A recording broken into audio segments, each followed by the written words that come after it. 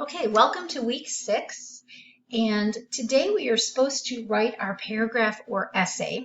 However, I went into your grids that you did on Friday, and I see that some of you need to address your grids and provide yourself with a little more support by just kind of adding to what you've already started.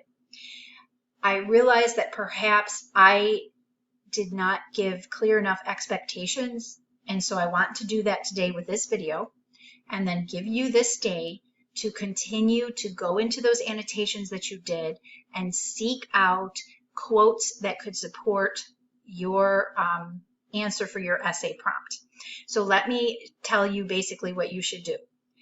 And I'm going to use this student example, and I will say that there are others that already have set yourselves up very well. But I want everybody to go back in and just look and just give an honest analysis of what you've done so far. And so today I will grade this in preparation for tomorrow. And I will give this 2 quiz grades just to kind of prompt you to realize that there's a lot of value in doing this part of the planning stage, in mining those textual evidences that can support your claim. So I'm going to give you 2 quiz grades just for this part. Then you'll get a test grade on the actual paragraph. So I hope that helps. I hope this video helps you to see more of what the expectation would be for this part. This was Friday's work, so you're going back in and you're doing it, and then you're messaging me and saying, I updated my work, and then I can grade it, okay? All right, so here's what you need to do. The first thing you need to do is you need to decide, and most of you did this, which of these 3 prompts will I be answering, okay? And so notice that this student went ahead and just highlighted the one that she was picking, okay, and that she's doing. So then this is what I'm expecting your grid to look like. Notice that the whole row is filled out, and notice that there are 4 different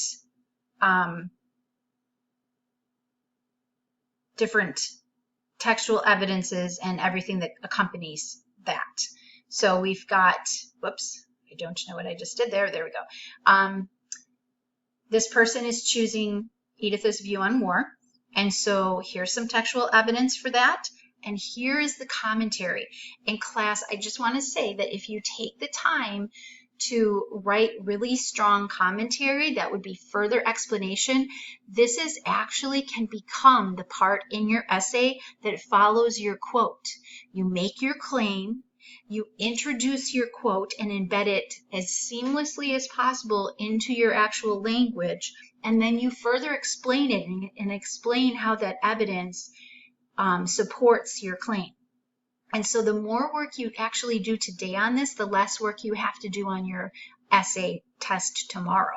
So I would just, and I'm not saying necessarily read this student's for that. I don't know if that's her intention or not, or if she'll be changing that a little bit, but I'm just saying you could literally start writing your essay on here. And so again, because what I saw is some of you had some empty spots. You need to tell again, okay, this is Editha's viewpoint on war again. This person has actually said what made Editha view war as she does. So she's really delving deeper here and really kind of trying to get behind the thought process and the motivations of this character, which is exactly what you should be doing. Okay, and so here's another quote, and here's further commentary. And then here is another quote for George. She's going to claim that he has an original view and that he further develops as a character. And so she's going to support that idea. Okay, so I'm thinking that helps you to understand. So let me just give you further direction here. If you're doing a character trait, then really you are not kind of doing that next level of sophistication of contrasting characters. Identifying a foil for one character and showing how the contrast further discloses information about maybe the protagonist or another main character. And that is fine if you want to do the paragraph on the character trait, because here's why I provided that. First of all, I said sort of as a safety net, but also I need you not just to be being able to pull out textual evidence. That is very important, and not just be able to analyze characters. I need you to be able to really improve your writing and the flow. And so if you're one that writing is not coming easily to you, and you have a hard time with wordiness or with awkward wording, if those are things that trouble you, then do this one, because in a second I'm going to show you a very clearly laid out pathway for you to get this essay written efficiently and well. And so I'd rather you do a shorter essay and really improve your wording and your introduction of the text, you know, the direct quotations and your further commentary. Okay.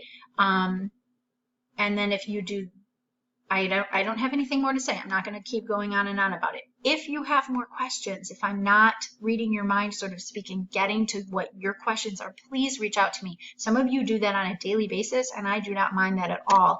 I enjoy being able to help you when we can't be in the school building together. So please reach out if you have questions.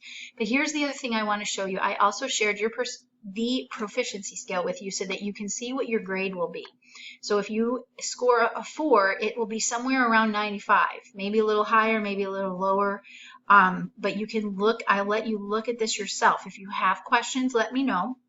We can talk about, well, no, we can't. I was thinking you had your live meeting today, but you don't, it's tomorrow. But please reach out. Here's 3. It's just a little bit less. You're just not doing quite as, I mean, you're still doing a really good job. 3 is the expectation, guys. 3 is, between 2 and 3 is average, right? So this just means you really have attended to your language, and you've really perfected, you've polished your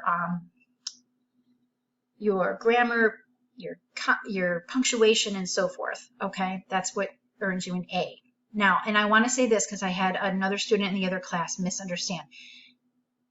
This is your final draft. You're submitting to me your final draft. So there's not going to be feedback and then you improve it. You need to just go ahead and improve it and submit it as a final, like on a test. It's like a test that we're doing, okay? So anyway, there's your proficiency scale, and you'll be able to read that yourself because I'm sharing it. But I just want to show you this. Those of you who want to do the paragraphs, now this was written for the other class, so the example isn't about Editha, but I'm sure that you can generalize. That means being able to take some learning and place it into other learning, okay? So, but look at how this is laid out for you, sentence by sentence, okay? The assertion statement that identifies the most outstanding character trait of the character. That's what you're going to, that's your first sentence, because if you're doing a paragraph, you will just have a topic sentence. Make sure that it is engaging. Make sure that it sort of has a hook to it, but that you truly identify and literally articulate this character has this character trait. Then sentence number 2 is where you're going to embed textual evidence. That means you can't just all of a sudden plop down a quote. You have to actually write some language that leads up to that quote. And I'm going to provide for you an example from the 10th grade class that received a 4 on the proficiency scale. Because then number 3, sentence number 3 is further explanation of that first quote. Sentence 4 is another quote.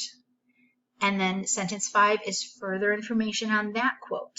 And then you'll have a concluding sentence. And that will be your paragraph for that first essay choice. For the second one, I'm thinking that if you pick the second one, you don't need such explicit direction. But here's a possible organization, and you may or may not follow this organization. There are a lot of ways to organize your thoughts. And so, but you, of course, you need that introductory paragraph. You can look at the proficiency scale to see what that includes. Then maybe you'll do your main character's viewpoint. And then in paragraph 2, the opposing character's viewpoint, and then paragraph 3, a summation or an analysis of those two viewpoints. You may organize it differently from that. Make sure that your concluding paragraph includes some sort of a broad ending with sort of a lingering thought, something, a kind of a so what idea that the author can, or sorry, the reader can come away with.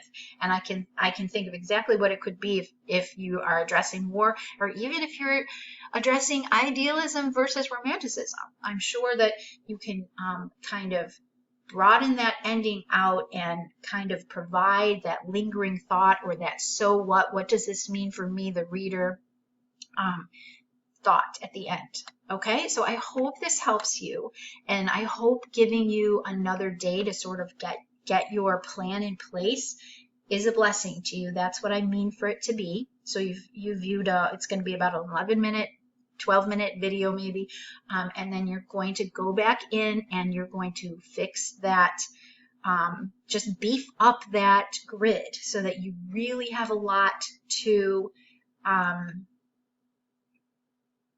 pull from tomorrow when you're writing your paragraph or your essay.